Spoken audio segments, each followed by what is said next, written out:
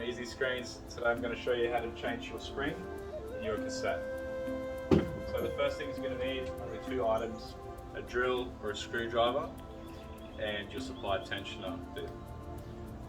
So the first thing you're going to have to do is you're going to have to loosen off the tension in the spring.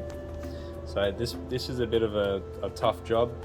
You have to be very firm and careful with the way that you do this. So first you put your tensioner tool into the female hex end, and you're going to start by loosening it off anti-clockwise, and it's going to come out of its seat. Then you have to very carefully pull it out slightly and loosen it very slowly, and it's fine if it pops back in. Just try again and it will eventually fully loosen off its tension.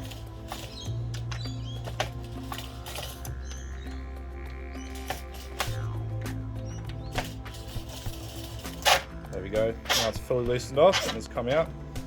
Now that that's done, let's get your screwdriver or your drill. You can back off these two screws.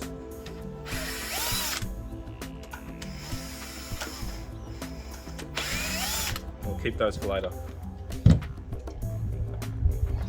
Once you've taken those out, this end cap will just pop straight off along with the spring.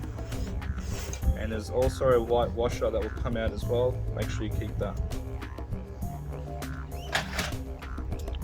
So that's the full spring assembly. Okay.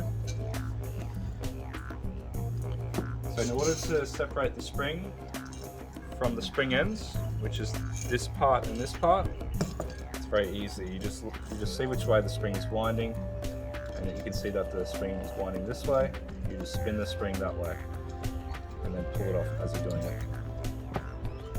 Okay, now you can empty all the bits off that, and do the same with the other end.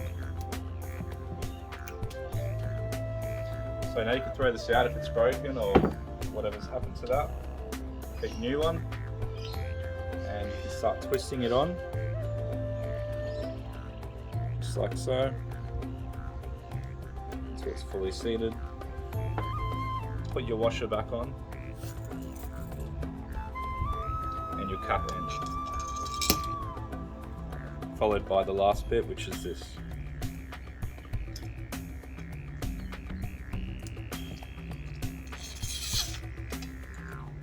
That's it fully assembled now. Now you can just push that through right back where you took it from, and then reseat the cap end.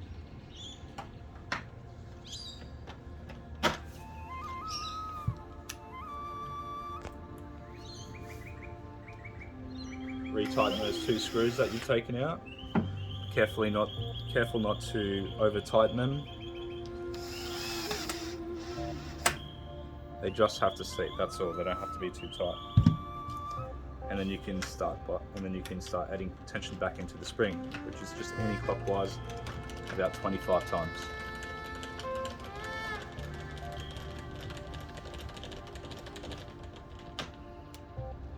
And once you're happy with the tension, just push it in and then screw it back in. It'll want to screw in by itself until it's fully screwed in, just like that.